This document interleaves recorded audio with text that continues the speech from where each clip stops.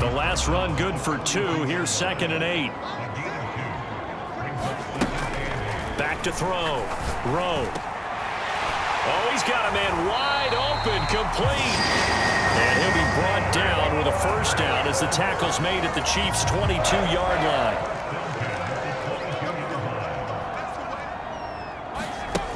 Looking to throw. Rowe. And that is incomplete. He couldn't hold on through the contact. Brings up 2nd down. After the incomplete pass, here now is 2nd and 10.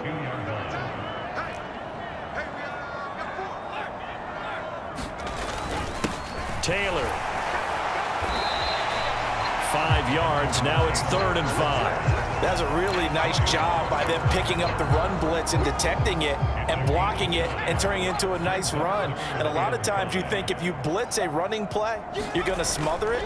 But a lot of the blitzers, they come in a little bit high. They don't have great leverage, and they're easily blocked and turned to the side.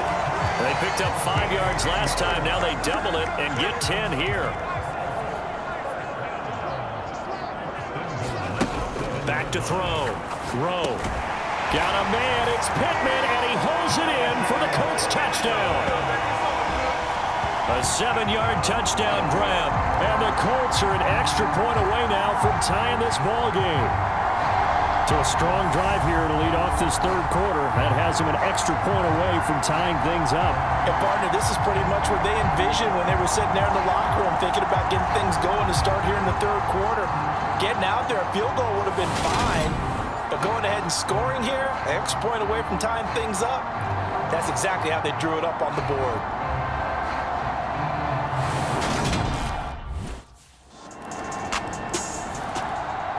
Here comes the Colts offense now as they make their way onto the field.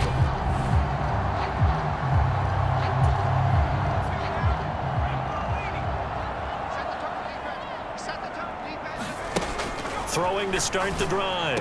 Rowe. Throw over the middle. Going to be caught here by Mo Alley Cox.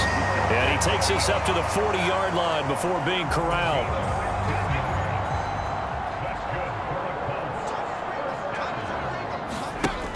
On 1st down. Rowe. He'll find Taylor. That's complete. And he's able to get this to the 40-yard line before he's out of bounds. It's another first down as this time they get an even 20.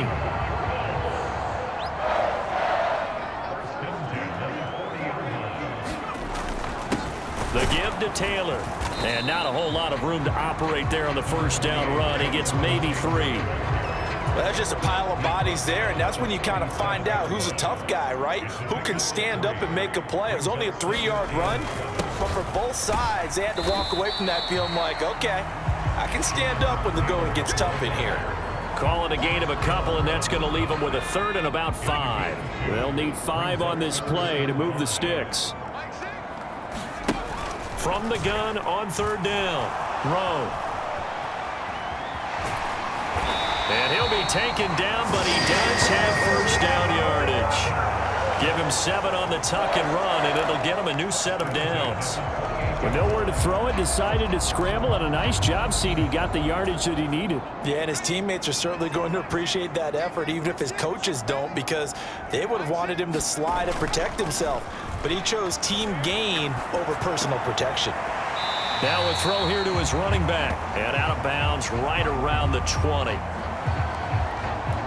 This drive, it's been a good mix. 3 passing plays, 3 runs, hitting on all 3 of those passes, and the last one putting him in the red zone. So wouldn't you think play action right here? Because you've got the ability and had the ability to run it in. And he's going to have to eat this one as down he goes. The Mississippi State man, Chris Jones, with a sack there.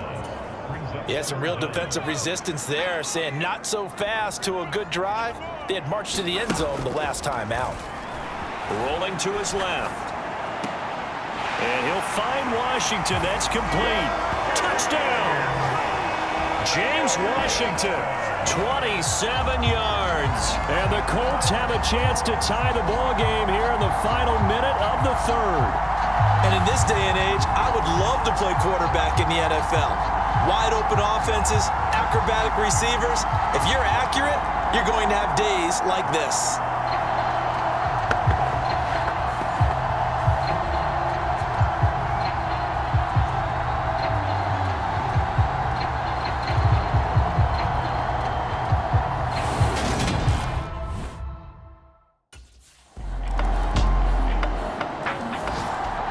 The Colts offensive unit ready to see what they can do here. And now they find themselves trailing following the field goal. Still a good amount of time in this fourth quarter, but this drive very well could determine the outcome of this ball game.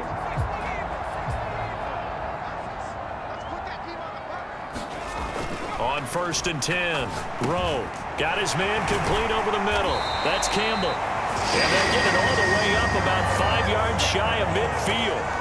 Great way to start the drive. 20 big ones and a first down. And here we are in the fourth quarter, partner, and we watch them drive for what would be a go-ahead touchdown. And you and I both know this is where you need a quarterback who can keep his cool back there. Not just for himself, but to keep the rest of the team relaxed too.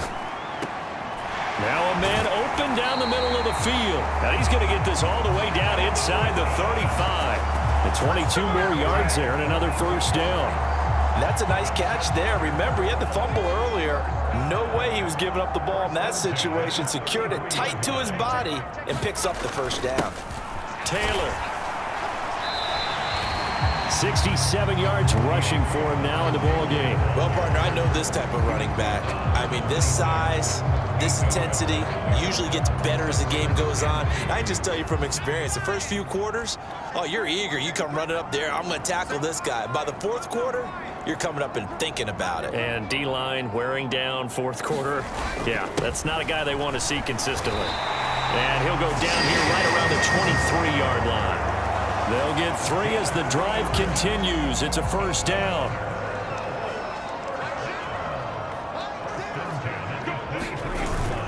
They go to the ground again with Taylor. Tackle made there by Frank Clark. I really like the vision he displayed on that play because he saw there wasn't a lane to completely break off a huge gain. So he found where there was the most space and got what he could. A nice dirty run that's a positive play for the offense. And they've got this down to about the 12-yard line. First down catch from Michael Pittman Jr., and he really played like the guy the Colts thought that they were drafting in 2020 in the second round. How about 88 catches, 1,082 yards, 6 touchdowns, all were more than double than what he posted as a rookie. And he can't quite get there. Tackled down at the 1. It's a good gain of 11, sets him up 1st and goal. Another carry for their leader and a good one. It's crunch time. They'll need him to continue to be productive in both the run and passing game in order for them to try and snatch a victory. Only way to get the lead here, of course, with a touchdown, and that's what they're gunning for on 1st and goal. They'll run here with Taylor. And after the good gain last play, this time they say, as he's going to be stopped behind the line of scrimmage. That's going to go as a loss of 1 on 1st down. Back at the 2 now. Here's 2nd and goal. Hines. And he is going to lose yardage here. It's a loss of 2, now 3rd down. You can almost feel him thinking as he's running the football. Just one more block, anything to get me to the perimeter and around the corner. Couldn't quite get there, ends up getting spilled for a loss. They'll look to throw on 3rd and goal, eluding the pressure right. And he'll just chuck this one up into row G. It's incomplete. Something we haven't really seen much of from him, an incomplete pass. Yeah, last week he finished at 70%. This week he's up over 80%. I don't know how you slow...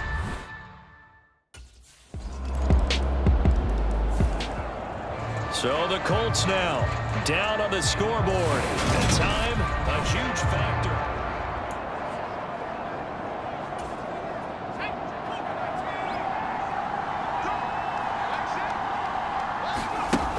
Back to throw. Finding Washington. And he gets this up to the 34 out of bounds there. They like going to him in the slot. He catches another one. I think this comes under the heading of until they stop him, why not go back to it? He has something going really well. Great working relationship with the guy throwing the ball, and they keep making the connection. He'll look to throw. Campbell making the catch. And he slips up past the 45 before being tackled. First down now, but that clock rolling. Back to throw. Now a desperation throw deep downfield. And this is caught. A big play there for Indy. That's just a gigantic play right there. Absolute breakdown defensively, but take no credit away. A huge gain, and that turns things around. He's back to throw. And it's caught. It's a touchdown. So they rally here in the final minute, and they're an extra point away from tying this game. And, Charles, they continue to have trouble stopping him as he's into the end zone yet again.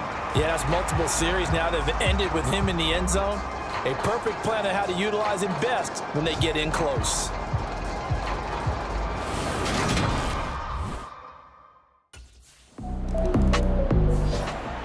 Here comes the Indianapolis offense now as they get set to take over.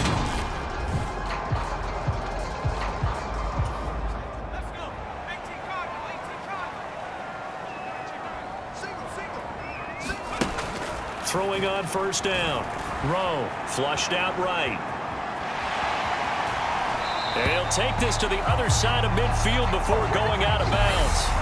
And we have free football overtime. Here we go, my friend. And the way this game played out, this is exactly how it should end. And here in overtime, if the team that receives the ball scores a touchdown, it's over. If they don't, we can still have some more football. That's exactly right. If they go down and kick a field goal, the other team gets a possession to either match it or score a touchdown to win the ball game. If both teams kick field goals, the next team to score wins. But if the receiving team throws a pick six or fumbles the ball and it gets picked up by the defense and they score, the game is over at that point. And now Indianapolis set to take the field. All set up for him right now, Charles. Opening position.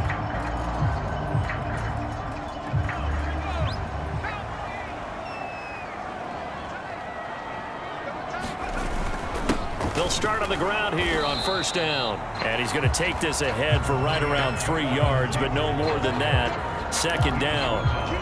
Short gain there to start overtime. Almost a tester play, wasn't it?